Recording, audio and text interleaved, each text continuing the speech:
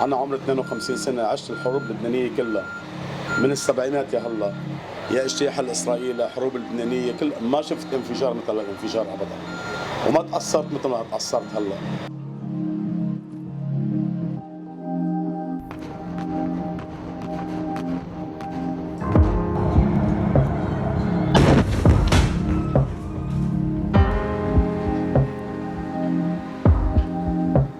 أثرت كثير فيني، يا هلا بعض نفسيتي تعبانة، لأنه قدام السيارات جتت كانوا مسكرين رئيسي على الضغط ماتوا، في بنت كانت ميتة ووراي كانوا ميتين، وأنا ابني صار ابني يرجف ويبكي، ابني هلا بيقوم بالليل بيصرخ، عمره 12 سنة، بيفزع بيرجف، ابني حتى التاني الوسطاني عم بشوف ناس ماشيين بدم.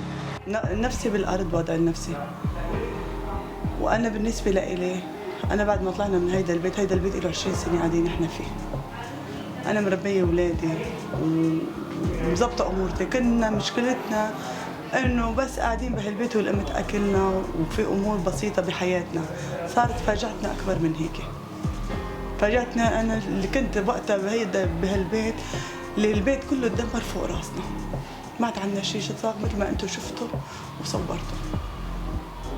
ما ضل عندي أي شيء نهائياً بهيدا البيت. تقولي لي كيف بدي أكمل؟ ماني عرفاني، أنا يعني حالة الضياع، ماني عرفاني شو بدي أكمل، شو بدي أعمل بحالي.